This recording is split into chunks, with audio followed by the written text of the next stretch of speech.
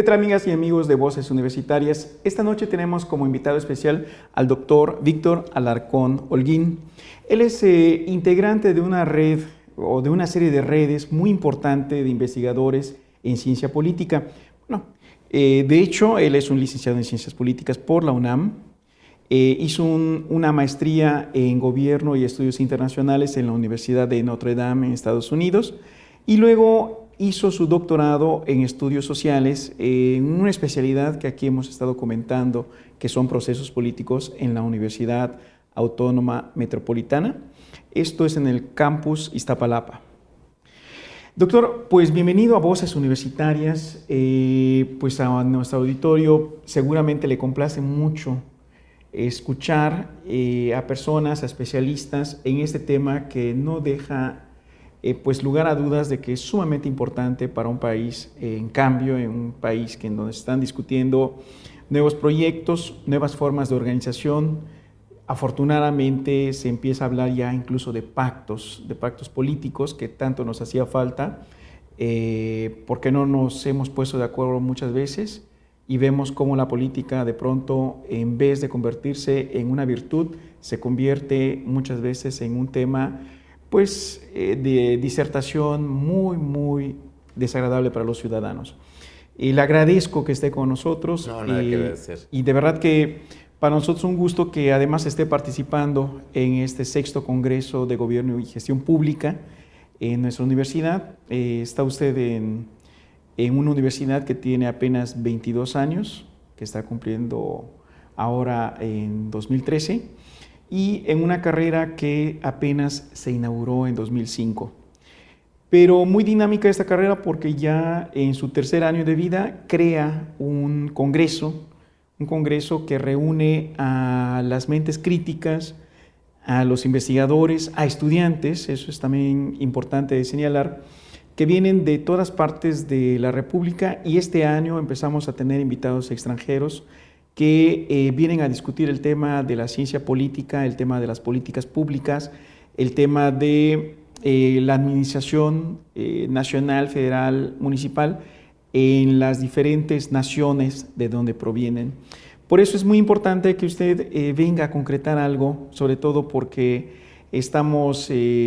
hablando de diferentes temas, pero uno es fundamental que pertenece justamente al área en donde usted trabaja con investigadores, en este cuerpo de investigadores de ciudadanía, cultura y el de instituciones políticas. Pues pareciera que estamos introduciéndonos en México desde hace ya unos 10, 20 años,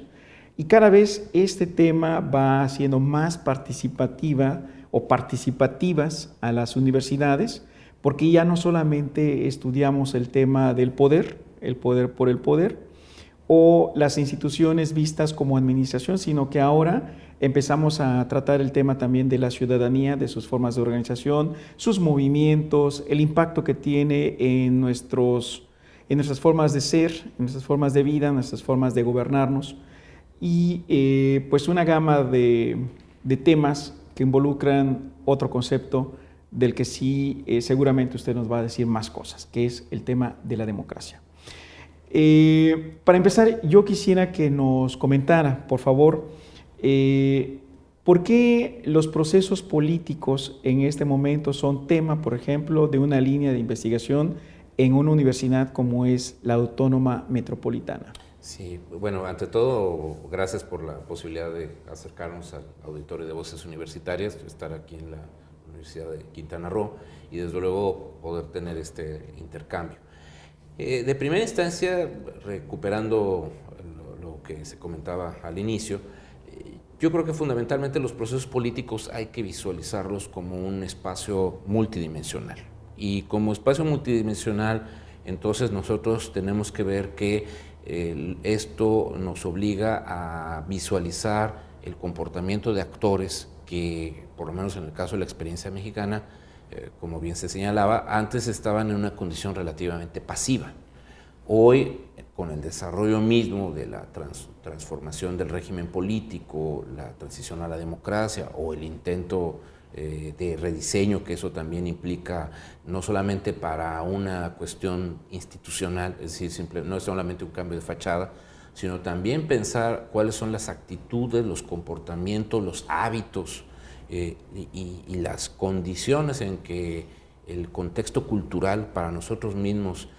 nos va a impactar o cómo nos debe impactar. Ahora ha generado una serie de interacciones que obligan a utilizar metodologías que ya no solamente van desde la idea de pensar que tenemos que estudiar al Estado, saber por qué funciona bien o por qué funciona mal, sino también tenemos que empezar a desarrollar, y creo que ese ha sido un elemento por eso interesante de lo que ha venido gestándose en los últimos años, de cómo tenemos que estudiar los comportamientos propios de la sociedad. ¿Por qué la sociedad se resiste a cambiar? ¿O por qué la sociedad o ciertos sectores de la sociedad siguen manteniendo la expectativa de que manteniendo un sistema autoritario o actitudes autoritarias o comportamientos asociados con la corrupción u otro tipo de circunstancias, evidentemente esto es lo que produce también un rezago o una confrontación o una suerte, digamos, de impedimentos reales que hacen poco viable hasta ahora en muchas partes del país que la transformación no solamente sea, insisto, de cuestiones legales o cuestiones de tener más o menos partidos o más o menos autoridades, no. Se trata de que efectivamente la gente adopte un compromiso directo de ejercer responsabilidad de unos a otros. No solamente se trata de ejercer responsabilidad, algunos dirán, es que es muy importante tener rendición de cuentas de las autoridades, eso nadie lo pone en duda. Pero ¿quién rinde cuentas de un vecino frente a otro vecino? O sea, ¿cómo logramos una sociabilidad que haga que la persona, el vecino de enfrente, respete que mi espacio del estacionamiento no lo ocupe durante el día, cuando él perfectamente podría tener su espacio, o digamos que él se atrase en el pago, digamos si estamos en una asociación de condóminos, que este colega, pues a lo mejor puede exponer que tiene problemas económicos, pero de todos modos hay un conjunto de obligaciones, un ejercicio de la comunicación colectiva que debería generar otro tipo de interacciones entre nosotros mismos. Y nosotros las interacciones que no solamente están en ese nivel, digamos, a ras de tierra, sino cómo nosotros estamos interactuando con las autoridades. Y de alguna manera también nosotros tenemos que ver cómo estamos interaccionando en la posibilidad y en la responsabilidad de ejercer la política en nuestras manos. Esto es lo que sí demuestra que nosotros estamos en un proceso bastante incompleto. Es decir, el involucramiento de la gente en la política con temas políticos o, insisto, no solamente se trata como, desde luego, hoy estamos viendo fenómenos muy amplios de insurgencia ciudadana, de protesta ciudadana en muchas partes del mundo. Hoy tenemos Turquía, desde años pasados tenemos España, Europa mediterránea, etcétera. Pero en México nosotros hemos adoptado otro tipo de situaciones donde efectivamente no carecemos de protesta social, pero la protesta social es insuficiente si no va acompañada de una perspectiva de, a final de cuentas, esa protesta social, hacia dónde y de qué manera, que no sea solamente insultar, demeritar o simplemente decir, bueno, este señor no sirve, que se vaya. Bueno, sí, pero alguien tendrá que llegar en su lugar. Claro. Y si esa persona llega en su lugar, ¿qué se le va a exigir? ¿Cómo se le va a exigir? ¿O es alguien de nosotros? ¿O es alguien de los mismos, de los otros que siempre estamos criticando? Entonces, tenemos que formularnos un aprendizaje social, que eso va generando metodologías de cómo rehacer nuestros hábitos sociales, cómo hacer nuestros hábitos políticos, de tal manera que el tipo de valores que pregonamos o decimos formalmente que los practicamos, pues sí se correspondan con el tipo de resultados y que la gente no venga a sorprenderse de que no tenemos la calidad de la democracia o siquiera tenemos un nivel, digamos, de percepción de que la política satisface nuestras necesidades porque nosotros mismos no hemos aprendido a hacer política o nuestras formas de hacer políticas están demasiado habituadas a estar asociados con un cierto tipo de resultados que está más basado en la corrupción, más basado en el camino corto, más basado en las relaciones familiares, más basado en los compadrazgos, más basado en toda una serie de contextos que mientras nosotros mismos no los erradiquemos, pues también entonces facilitamos el trabajo de las élites o de los grupos políticos, hasta de los grupos económicos, que también se benefician por ese status quo. Entonces, estos contrastes hacen necesario que entonces los procesos, los mecanismos, las diversas dinámicas en las que se están manifestando, entonces veamos exactamente dónde están los eslabones perdidos, por llamarlo de alguna manera, dónde están esos conectores que deberían facilitar que el discurso democrático se asocie con instituciones democráticas, pero sobre todo con prácticas que además estén interiorizadas, aceptadas e incluso que la propia población acepte y asuma que esa es su principal línea de defensa para poder ejercer a plenitud su ciudadanía. Hoy lo que vemos en muchas partes del país es que cuando la gente defiende a narcotraficantes, cuando la gente acepta participar en bloqueos para apoyar a narcotraficantes, o cuando la gente tiene la percepción de que no tiene un Estado como interlocutor, porque tiene que tomar entonces la calle para protestar sobre su tema o sobre su problema, sean maestros, sean estudiantes, sean el actor político de que se trate, esto nos da una idea de que entonces no tenemos una base de articulación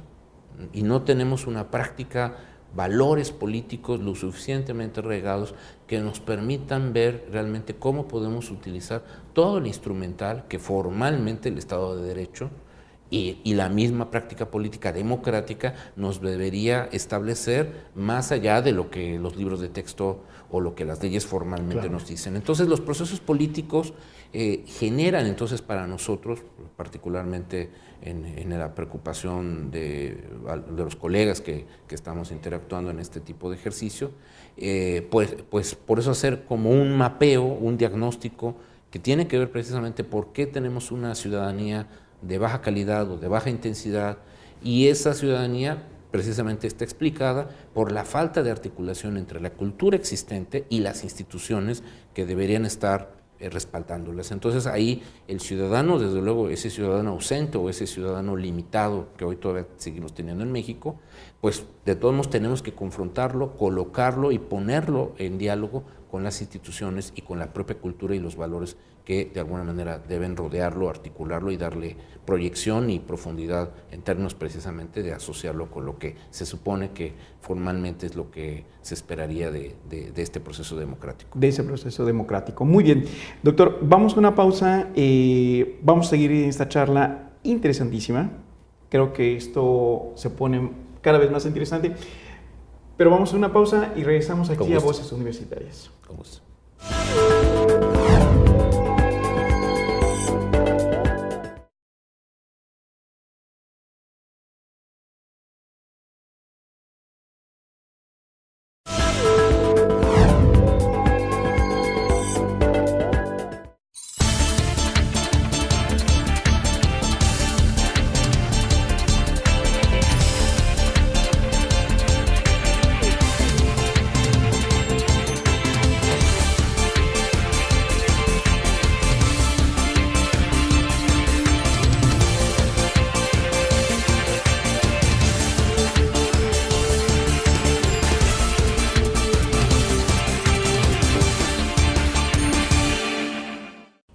Gracias por permanecer en Voces Universitarias. Estamos en una de las entrevistas más interesantes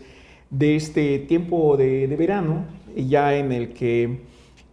pues la universidad aparentemente está en una especie de receso, pero las mentes, los pensamientos siguen trabajando. Esto es justamente una expresión de politólogos. El Estado no puede parar, el Estado tiene que continuar. Un profesor de la Facultad de Ciencias Políticas y Sociales, el doctor Cayetano Llobet, de nacionalidad boliviana, con el que yo me formé en la área de ciencia política, él nos daba sociedad política contemporánea, y él tenía una expresión que sin duda viene muy a colación. Dice: la política nunca duerme. Son los políticos los que a veces se duermen. A veces se duermen, no, pero la política, o sea, siempre estamos... La política continúa con o sin nosotros. Claro. Sí, es una expresión muy importante, sobre todo a la hora de tratar el tema del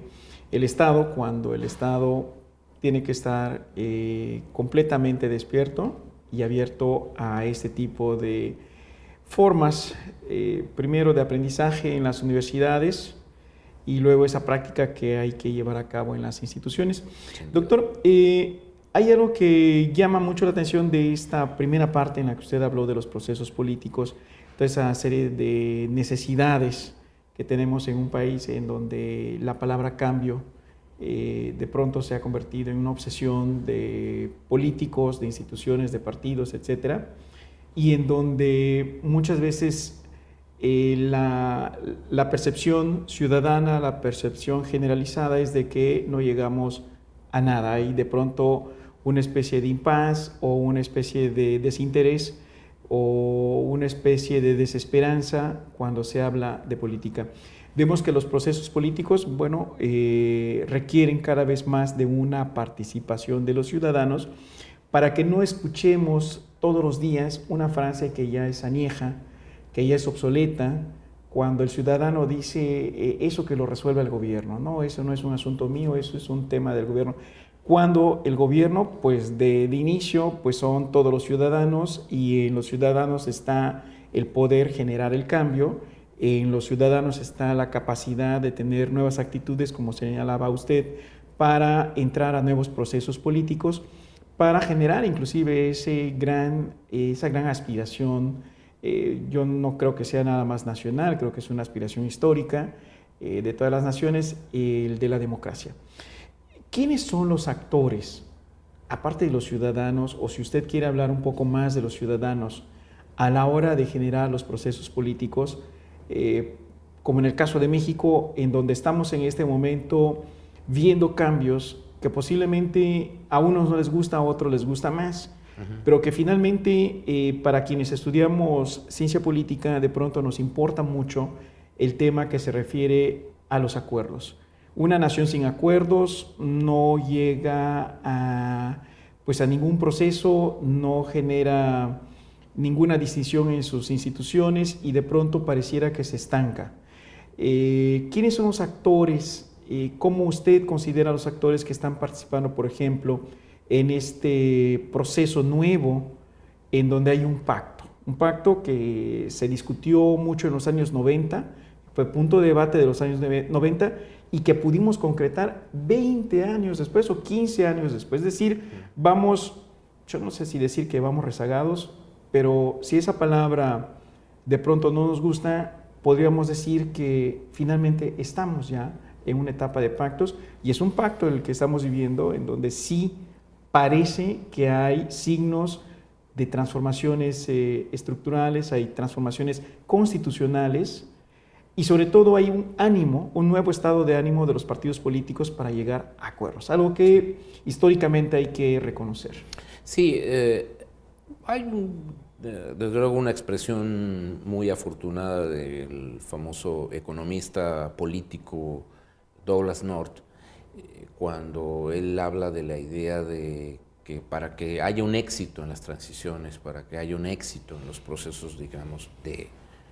tratar de modificar o de tratar de implementar alguna expectativa novedosa en los procesos o en las dinámicas que tienen las agencias o los aparatos